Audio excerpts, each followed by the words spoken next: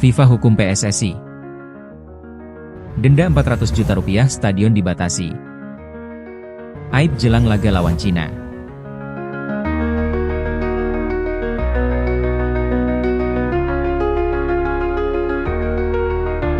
Timnas Indonesia sedang bersiap menghadapi laga penting melawan Cina pada 5 Juni nanti. Tapi, badai justru datang dari luar lapangan. FIFA menjatuhkan sanksi berat kepada PSSI, denda ratusan juta rupiah dan pembatasan jumlah penonton di laga kandang. Apa yang sebenarnya terjadi? Siapa yang salah? Dan bagaimana dampaknya ke skuad Garuda? Inilah investigasi dan opini tajam dari TN Sport. Apa kesalahan PSSI? Sanksi ini bukan datang tiba-tiba. Semuanya bermula dari pertandingan Timnas Indonesia melawan Bahrain pada 25 Maret 2025 lalu di Stadion Utama Gelora Bung Karno. Laga itu merupakan bagian dari kualifikasi Piala Dunia 2026 zona Asia. Di tengah atmosfer panas dan tekanan tinggi, beberapa oknum supporter Indonesia kedapatan melakukan tindakan diskriminatif, baik dalam bentuk nyanyian, teriakan, hingga simbol visual yang dianggap ofensif. FIFA, melalui komite disiplinnya, melakukan investigasi cepat. Hasilnya, Indonesia dianggap melanggar pasal 13 regulasi FIFA tentang diskriminasi. Tak ada toleransi untuk aksi rasisme atau diskriminasi, dalam bentuk apapun.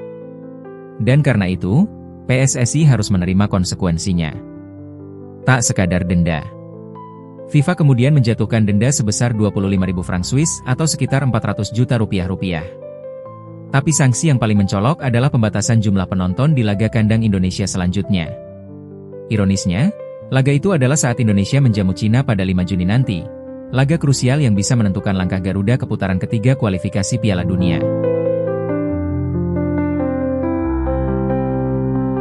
Sanksi ini bukan main-main. Tribun Utara dan Selatan GBK bisa saja akan dikosongkan. Namun nyatanya, FIFA hanya menjatuhkan pengurangan jumlah supporter sebanyak 15% dari kapasitas stadion. Efeknya jelas, atmosfer magis GBK tak akan terasa penuh. Timnas kehilangan pemain ke-12, supporter setia yang biasanya membakar semangat lewat sorak-sorai. Dan tentu, pemasukan dari tiket juga akan merosot drastis. Sejarah sanksi FIFA untuk Indonesia sering terulang. Sayangnya, ini bukan kali pertama Indonesia terkena sanksi FIFA karena ulah supporter. Pada 2019, laga kontra Malaysia juga diwarnai kericuhan dan menyebabkan Indonesia harus bermain tanpa penonton di laga berikutnya. Bahkan pada 2015, Indonesia sempat dibekukan FIFA karena intervensi pemerintah ke dalam urusan federasi. Rentetan sanksi ini menandakan bahwa kita belum belajar dari kesalahan.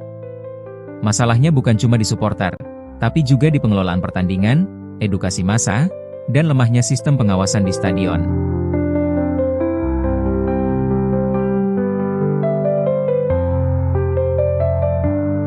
Dampak langsung ke timnas dan supporter. Sanksi ini menghantam banyak pihak. Para pemain kehilangan dukungan penuh dari tribun. PSSI menanggung beban finansial. Dan yang paling dirugikan, mayoritas supporter yang sudah bersikap tertib dan loyal.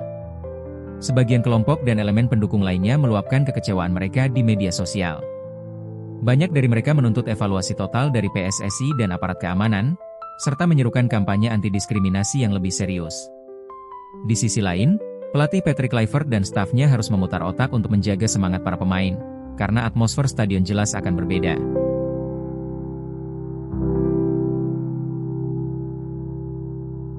Reaksi resmi dari PSSI dan langkah selanjutnya. Ketua Umum PSSI, Erick Thohir, menyatakan akan mematuhi keputusan FIFA. Ia menyebut bahwa PSSI akan melakukan introspeksi dan memperketat sistem pengamanan serta meningkatkan edukasi terhadap supporter.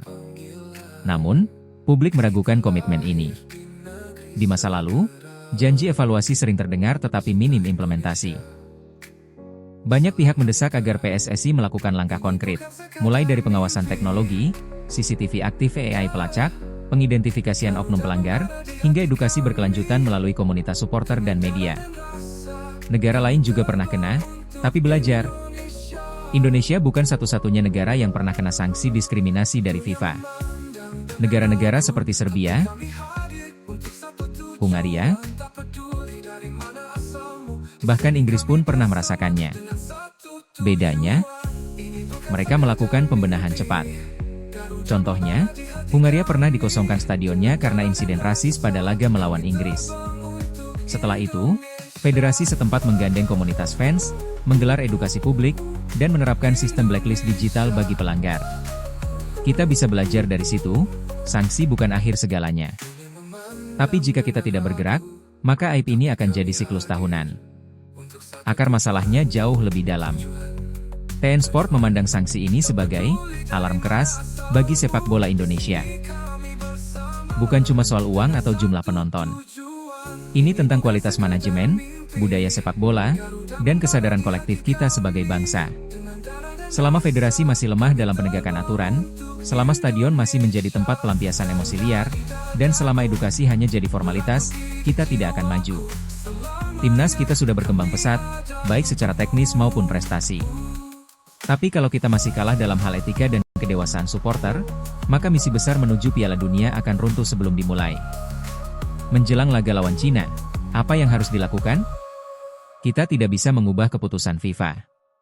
Tapi kita bisa mengubah cara kita meresponnya. PSSI harus menjamin keamanan, kedisiplinan, dan kenyamanan penonton yang hadir. Media harus turut serta mengedukasi.